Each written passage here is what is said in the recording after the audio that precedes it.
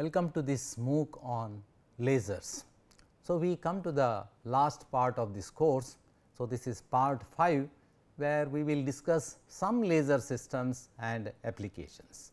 I must mention that there are large number of laser systems and equally large number of applications where lasers are used. So, the objective, the attempt here would be just to introduce a couple of laser systems and a couple of applications which represent some standard applications. So, let me start with this. In the first lecture here, we will discuss some common lasers. So, 33 some common lasers. A very quick overview of the chronological developments which took place in the discovery of laser. So, in 1958 the theory of laser action was proposed by Arthur Shallow and Charles Townes, and almost simultaneously by Nikolai Basso and A. Prokhorov. In 1960 the first working laser was realized in Hughes Research Laboratory by Theodore Meinman. It is a ruby laser. The first laser was a ruby laser giving output at 694 nanometer, that is the pinkish red colored laser output. In 1961 the Heaney laser by Ali Jawan and co-workers at Bell Labs was developed, and at the same time there was also ND doped calcium tungstenate laser by Johnson and Nassau, and in 1962 the semiconductor lasers were reported. In 1963 the carbon dioxide laser was reported by C.K.N. Patel at Bell Labs, and in 1964 the argon ion laser, and in the same year the Nd:YAG laser was also reported. So, then onwards almost every year a number of lasers were developed and reported. So, this is the chronological order in which the lasers were developed, and it is interesting to see that one of the earliest laser, that is the helium neon laser here, is also today widely used laser in laboratories, and similarly the semiconductor laser and the Nd:YAG laser are among the widely used lasers even to this day after more than 50 years. So, let us look at some of the types of laser, and the classification in this case is based on the type of active medium employed. So, gas lasers first, the helium neon, argon ion, carbon dioxide, nitrogen laser, and so on, all gas lasers. The active medium, that is the medium which provides amplification when excited appropriately, is a gas. The pumping in these lasers is usually by electric discharge, because the electric discharge can excite atoms efficiently, and therefore, pumping is usually by electric discharge. Then solid state lasers, the most important are ruby, the first one, the Nd:YAG laser, the titanium sapphire laser, fiber lasers, and in these optical pumping by flash lamps or by diode lasers. More recently diode lasers find important application as pumping source. Liquid lasers were usually the dye lasers such as rhodamine 6G, stilbene, use liquid. The dye solution is used as the active medium, and it is pumped by suitable lasers. The efficiency with lamps is not sufficient, that is why usually these are pumped by other suitable lasers. And semiconductor lasers is of course an important class of lasers. The aluminum gallium arsenide based and indium gallium arsenide phosphide, indium phosphide based double heterostructure p-n diodes. I will discuss this semiconductor lasers in one separate lecture. I will also discuss fiber lasers, because these two lasers are currently the most important lasers from the point of view of industrial applications. And in semiconductor lasers, pumping is done by injection current through a forward biased p-n junction. So, let me first take the HeNe laser, helium neon laser. Almost all of us have seen this orange red colored output from a helium neon laser. It is an example of a 4 level laser. Why HeNe, which is the active medium? The active medium is actually neon. The lines that we see, the laser lines that we get are transition lines corresponding to the excited neon atom. The role of helium is to efficiently excite the neon atoms. So, an electric discharge excites the helium atoms, and by coincidence there are energy levels of neon atoms which are almost at the same energy values, and therefore, the neon atoms get excited by resonant energy transfer.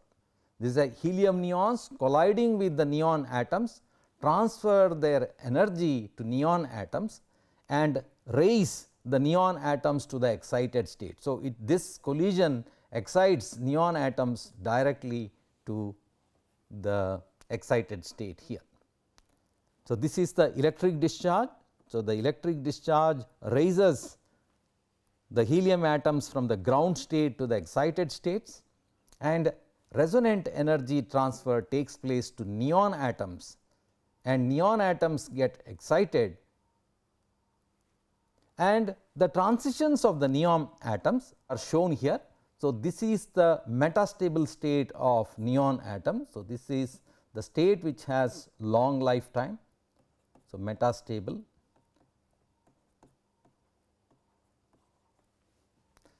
And there are two transitions which are shown here, one which gives out from the 5s to the 4p level at 3.39 micrometer, and the other lasing transition is the most widely used, because this is the predominant transition, and therefore, most of the helium neon lasers are at 6328 angstrom is 0.6328 micrometer or 632.8 nanometers.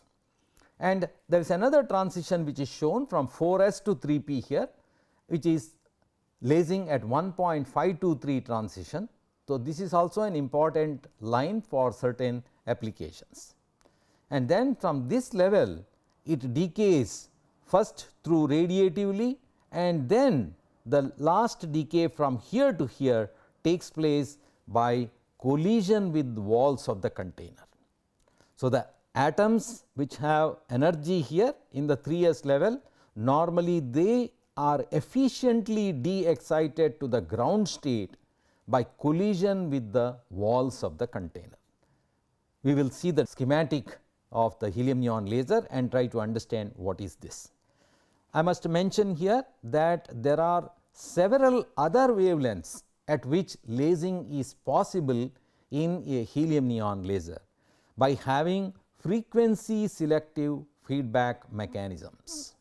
For example, one of the wavelengths which is also used widely is 543 nanometer, that is a green wavelength. So, green. There is also 612 orange line. So, this is orange color, and the other lines which I have listed here 1.523, 6328. So, this is the most dominant, and therefore, most of the common helium neon lasers have laser output at 632.8 nanometers. So, the schematic of the laser looks like this. So, there are two mirrors at the output end. Generally, the mirror reflectivities are very high.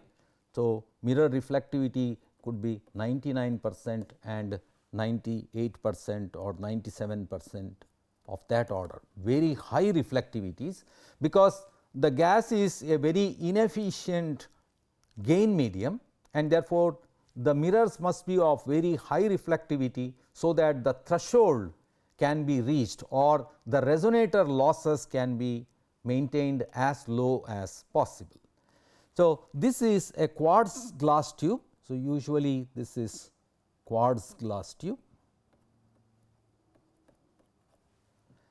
and the red colored beam is building up here and coming out from the other end. So, it is coming out here, it is shown in this way.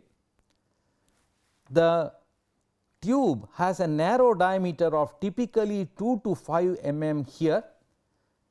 This is to facilitate de-excitation of the atoms to the ground state. So, that is what I mentioned in the previous slide. So, this de-excitation, because finally the atoms have to be de-excited very rapidly to the ground state, so that the population inversion can be maintained, and therefore, to facilitate this de-excitation, the diameter of the tube is kept very small. So, that if the diameter is small, then the gas atoms which are here would have more collisions with the walls of the container, and in the process they get de-excited, and that is why usually the diameter here is very small.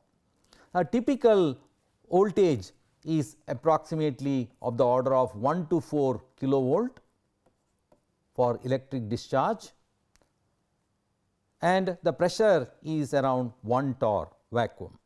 Helium neon, the mixture is in the ratio of 10:1, helium 10 parts to 1 part by volume, and helium, as I mentioned, is to facilitate pumping neon atoms by collision, and the lasing transitions are those of the neon atom. So, this is in brief about the helium neon laser. There are various aspects of the engineering design, how the cathodes are designed. So, these are metallic cathodes, usually hollow cathodes, and there are various engineering aspects in the system. So, let me now go to some of the solid state lasers. So, in this table here I have listed some of the solid state laser. The first one, the ruby laser.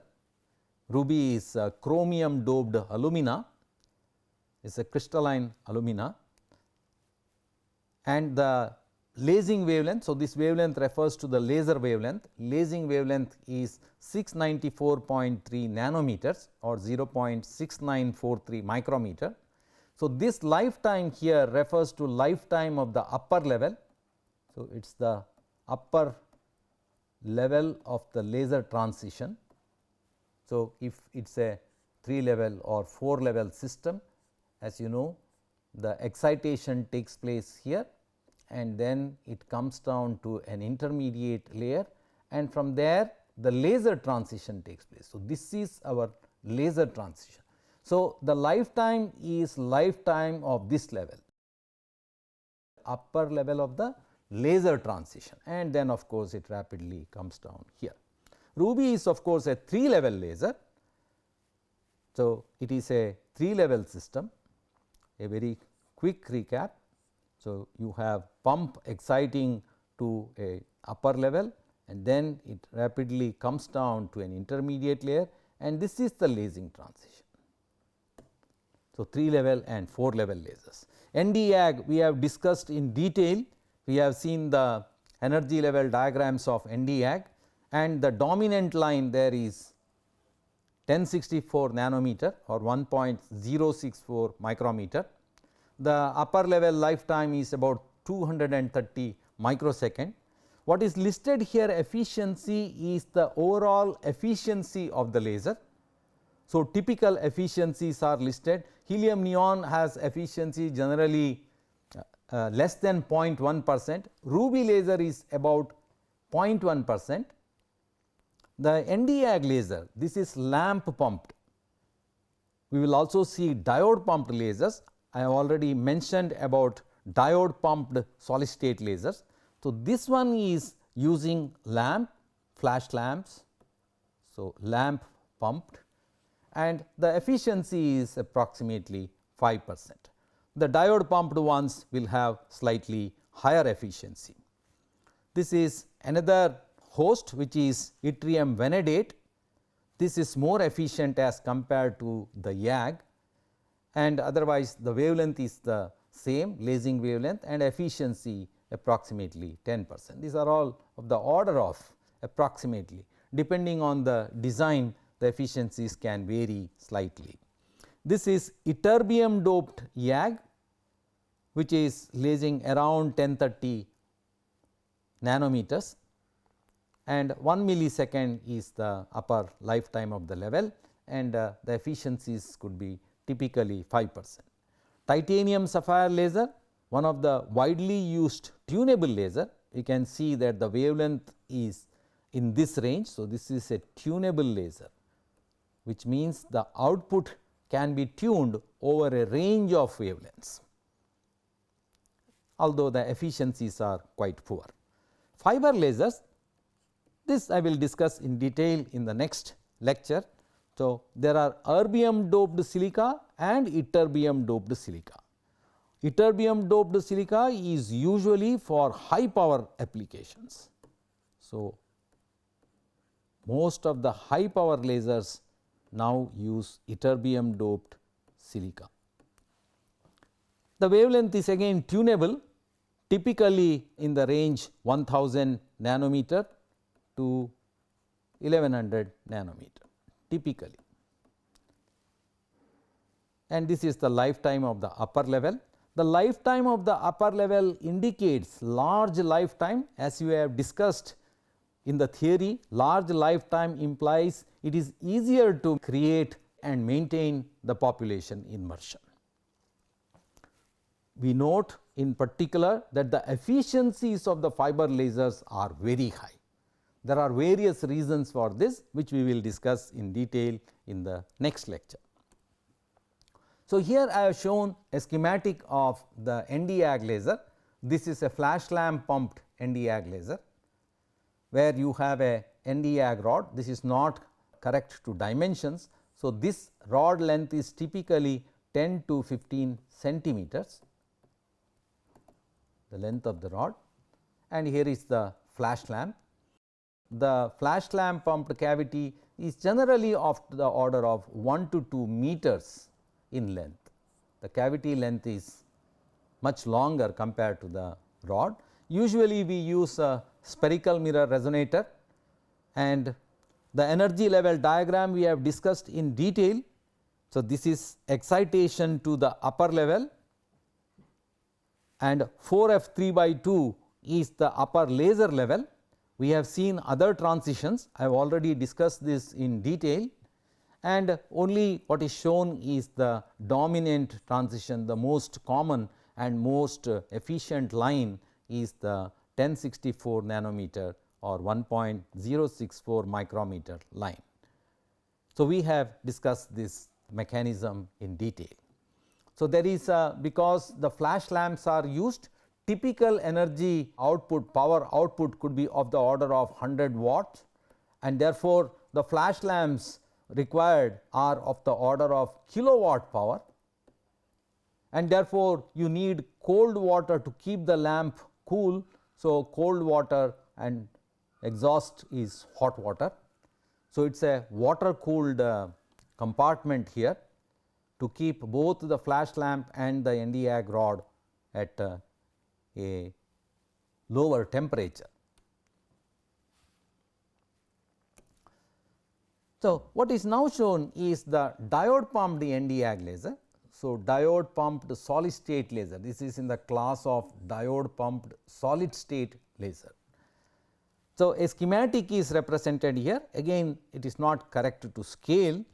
So, we have a laser diode pumping around 800 nanometer, and the laser light is focused here onto the Nd:YAG rod. This is a dichroic mirror. Dichroic mirror means a mirror which has usually high reflectivity at one wavelength and high transmittivity at another wavelength. almost all these mirrors are made by multi-layered dielectric mirrors. So, these are multi-layered dielectric mirrors,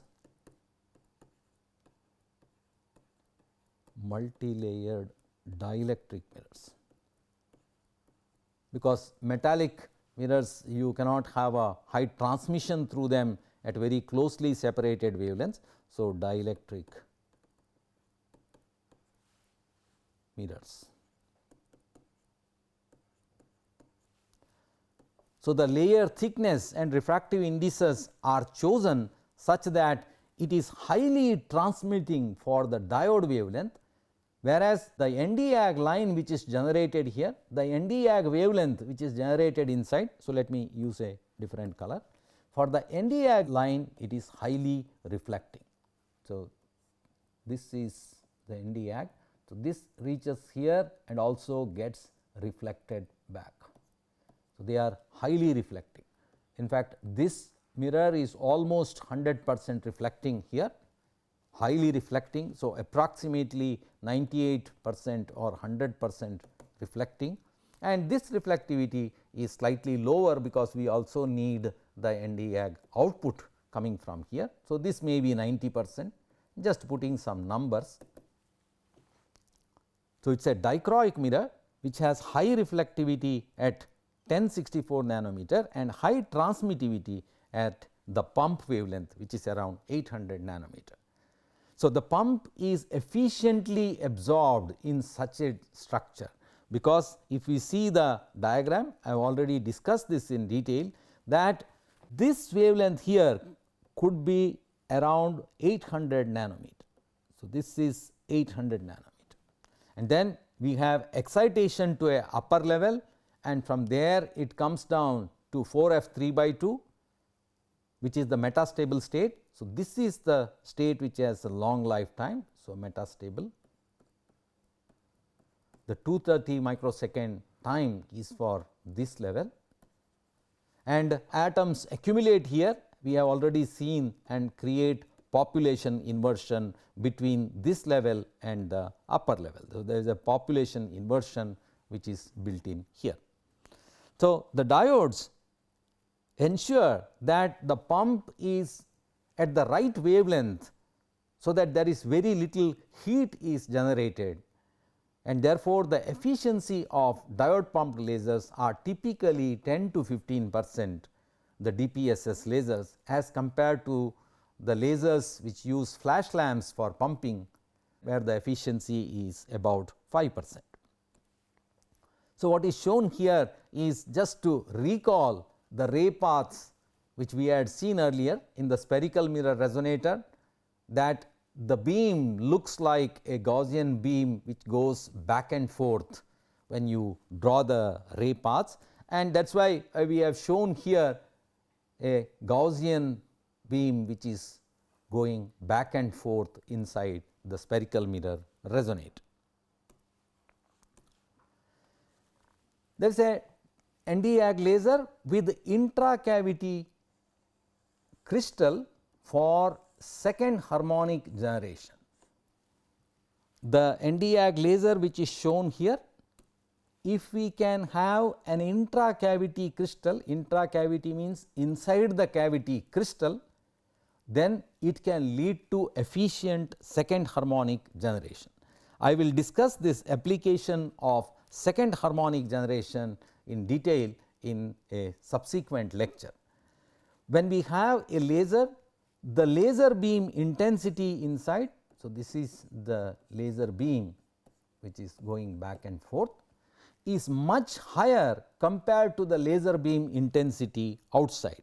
Let us look at the laser here, because 90% is the reflectivity of this mirror, which means the output is of the order of 10% from the laser. Therefore, the intensity inside the cavity, so intracavity intensity, so intracavity intensity is much higher than the intensity of the laser beam which comes out.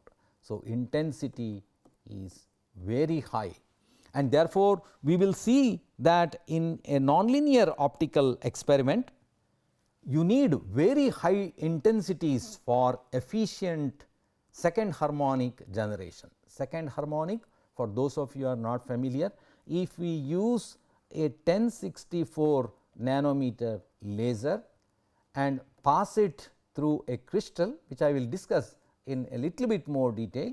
So, this is a crystal, then we get half the wavelength or second harmonic, that is double the frequency, which corresponds to 532 nanometer.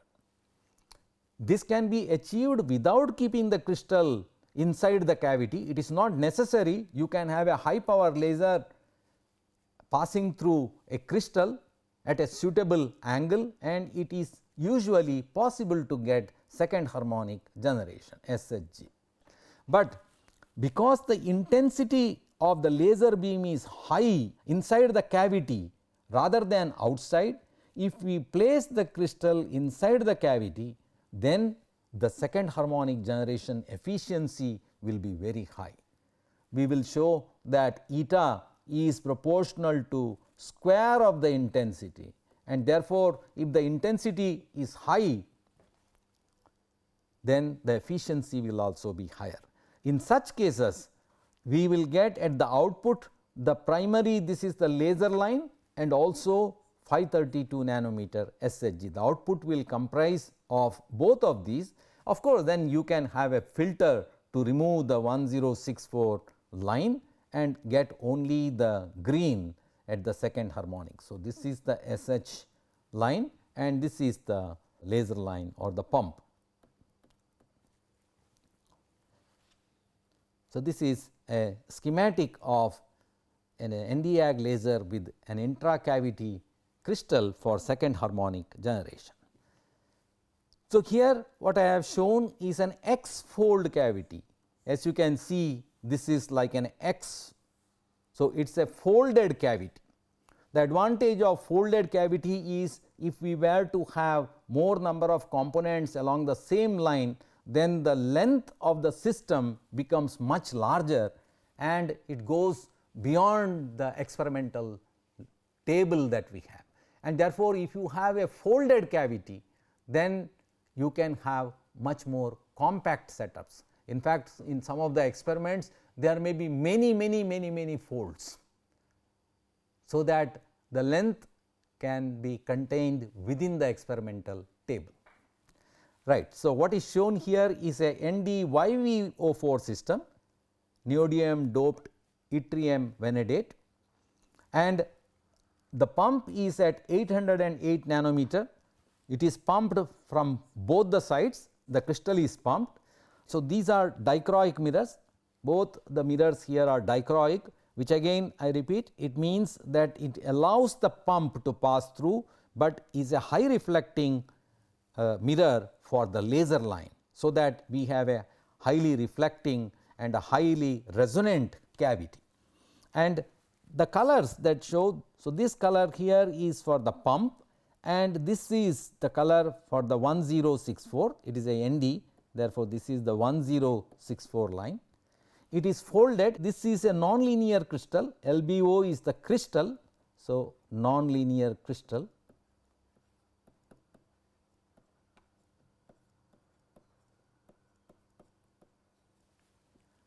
The laser beam passing through this generates the second harmonic.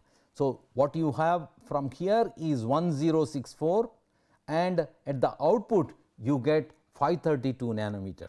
Of course, there will be 1064 which will be reflected back again here and goes back along this path and then enters the active medium which is pumped and therefore, again builds up when it passes through this.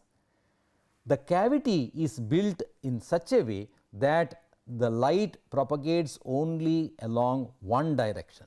In fact, you can have isolators, there are optical isolators, probably I have it in another diagram. So, you can have optical isolators which permit the laser beam to travel only in one direction. So, this is an isolator, optical isolator. Isolator is like a diode which permits light to pass through in one direction, but does not pass through in the other direction.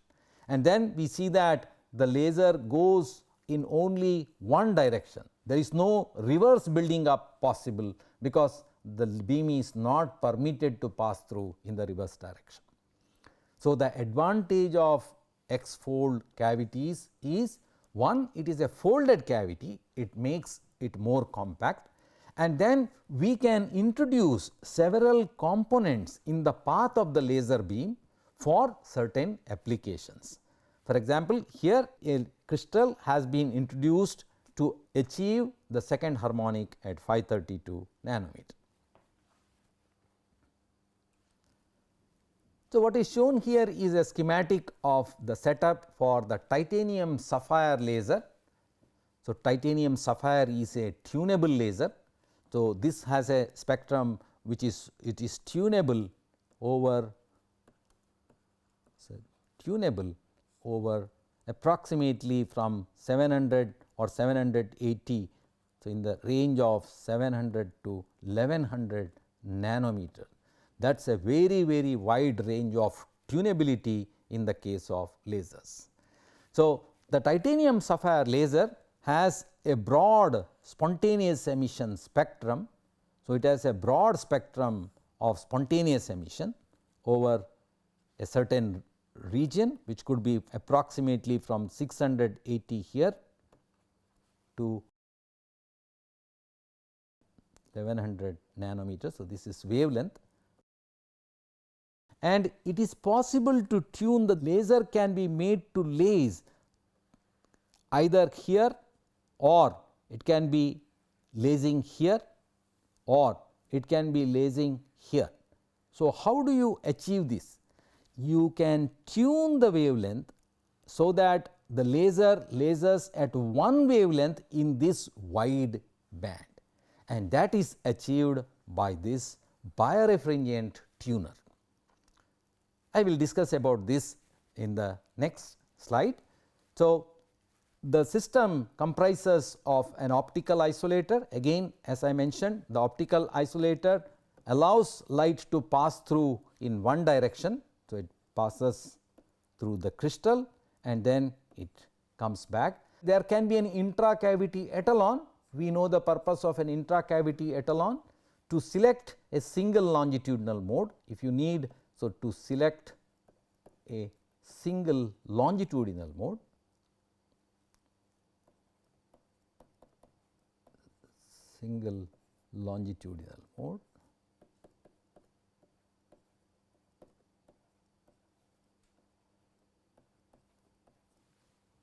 and the birefringent filter to tune it over a wide range of wavelengths. So, titanium sapphire laser is a very important laser with a broad spectrum of its output. Here in this diagram, what I have shown is what is called as MOPA configuration. MOPA stands for Master Oscillator Power Amplifier Configuration for high power laser output. So, it is illustrated here. So, there is a master oscillator. Oscillator is a laser. So, here oscillator refers to the laser. So, when you need very high power laser output, so this is the master oscillator. In the sense, it is a master which gives out steady output. It could be pulsed or CW, and then there is a power amplifier. These are anti-reflection coated ends. The ends are anti-reflection coated, which means there is no feedback coming from the ends. A pulse or the laser output which comes here simply passes through this medium. Now, the medium is amplifying medium because it is being pumped, and there is a heavy population inversion built in this medium. So, that when the laser pulse comes, it gets amplified by stimulated emission and it becomes a very large pulse. This is particularly important for high power lasers, because usually to build a high power laser directly is more difficult, because the issues involved with a high power laser are very different. There are lot of issues related to thermal management, stability. Small variations can make lot of difference in the case of a high power laser, and therefore, it is far easier to build a very good laser. Very good laser means with a steady output at a stable frequency. It is very easy to build at low powers, and therefore, you build a low power laser with very good quality output beam and then amplify that beam through a separate amplifier to achieve very high output powers. That is called master oscillator power amplifier configuration, or widely known as the MOPA configuration for high power output lasers. Here I finally come to some frequency selective mechanisms. So, these mechanisms can be used to select different frequency lines or to tune the output of a laser. There are active methods and passive methods. So, active and passive methods for frequency selection. We will not go into the details. In the case of active methods, usually electro-optic technique or acousto-optic technique, which I have briefly discussed.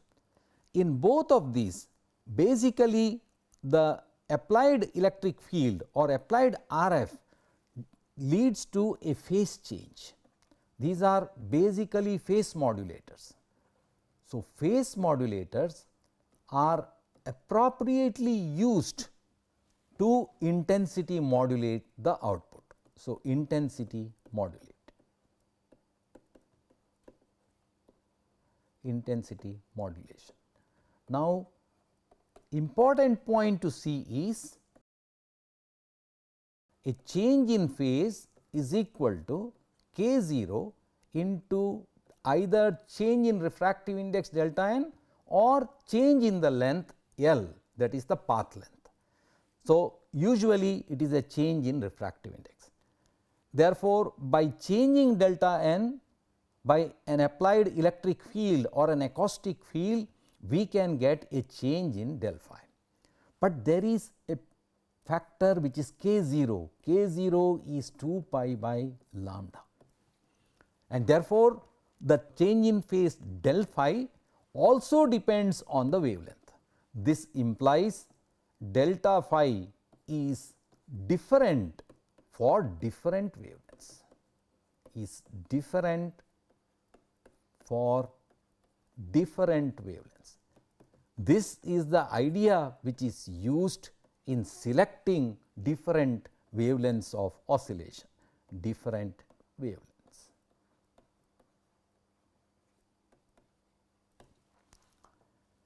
The details of this mechanism is beyond the scope of our course, so I will not go into it.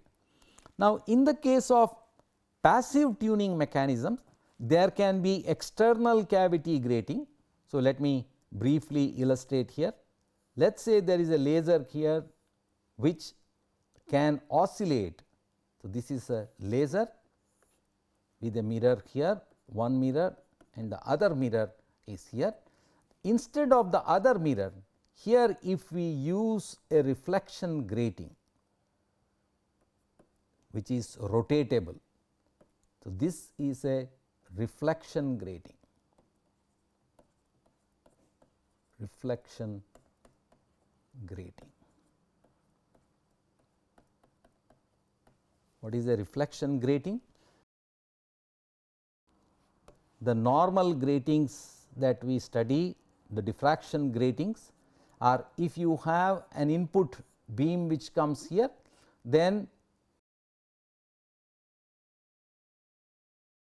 in the transmitted we see different orders of diffraction. In a reflection grating, the reflected, there is no transmission on the other side, but there are reflections which come at different orders. So, this is reflection grating and this is transmission grating. So, here I have referred to reflection grating. So, the incident beam here can get reflected at certain angles. It could also get reflected back here, but only for certain angles, because we know that it has to satisfy 2d sin theta is equal to n lambda. The diffraction angle depends on the wavelength. Therefore, if we have a range of wavelengths on which a laser can oscillate, so this is the wavelength spectrum or the spontaneous emission spectrum of the medium here, then we can have a reflection grating here which gives feedback only at a selected wavelength, and that wavelength is selected because all other wavelengths will go at different angles like this. So, all the other wavelengths will go at different angles. Therefore, only one wavelength which goes back here will get built up inside the resonator. So, this is our mirror M1 and this diffraction grating here is mirror M2. The reflection grating reflects different wavelengths at different angles, and a particular wavelength you can choose by ensuring that that wavelength is reflected back along the laser, along the path here, so that it builds up back and forth only one wavelength out of this entire spectrum. If you rotate the grating, then another wavelength which is sitting here may be getting feedback. So, this is lambda 1, this is lambda 2 and so on. So, this is what is written here as external cavity grating for selecting a wavelength. A second mechanism which is written here is prism mirror combination. This is a very ingenious and simple technique to select a certain laser wavelength. So, let me illustrate this prism mirror combination. Let me show this in the next sheet here. Okay. So, let this be the laser system here and this is mirror M1. It is a very nice arrangement, and so there is a laser beam. Okay. At the other end we have a prism, and then there is a mirror.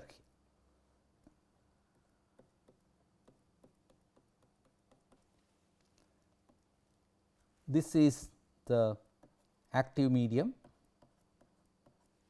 laser medium, and prism, and then the mirror. Now, let me use the red color. So, the laser beam which is incident on the prism goes here and then comes to the mirror at a certain angle. Here of course, the laser beam goes back and forth, it is a normally incident, but what is incident on the prism here comes to the mirror here. Now, if the medium has a range of wavelengths generated, or if in this laser there are several wavelengths lambda 1, lambda 2, like in the helium neon laser case, I mentioned that the laser can laze in several wavelengths lambda 1, lambda 2, lambda 3. Then when it comes to the prism here, the prism is a dispersive element. So, one wavelength comes here, one wavelength comes here, and another wavelength comes here. I have exaggerated a little bit. So, lambda 1, lambda 2, lambda 3, they come at different angles after being dispersed by the prism, and the mirror here can be tilted such that depending on the angle of tilt of the mirror, only one of the wavelengths will be reflected back. For example, in the diagram that I have shown, this wavelength will go outside, this wavelength will get reflected back, and this wavelength would come here. So, only one of the wavelengths would go back and forth, and therefore, the cavity comprises of mirror M1 here and mirror M2 here. In between, so this arrangement is called prism and mirror arrangement. So, prism mirror arrangement for frequency selection.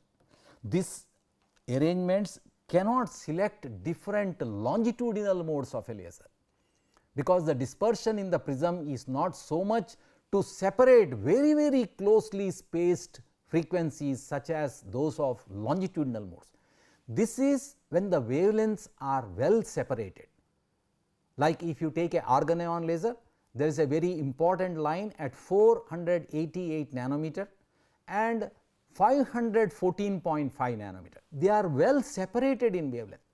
Similarly, in the case of helium neon laser, there was a line at 543 and there is a line at 632.8. There is a line at 612.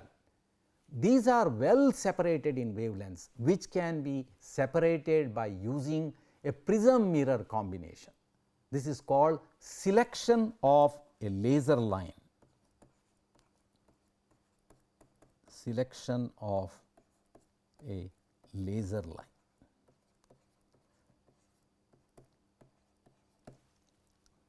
Using prism mirror combination. Then the last method is birefringent filters. Birefringent filters are widely used in titanium sapphire lasers. So, this comprises of the birefringent filters comprises of a stack of birefringent material. So, I will not go here into detail because many of you may not be aware of the birefringent media and the physics of birefringent media.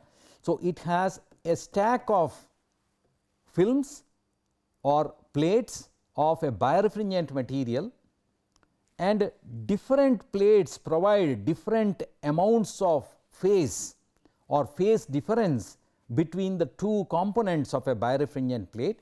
If I show one of the birefringent plates as a square here, then the birefringent plate has two eigenmodes or a polarization which is along the horizontal here will see one refractive index, and the polarization here will see another refractive index. For example, more physics is beyond the scope of our discussion here. So, it shows a refractive index NO and NE.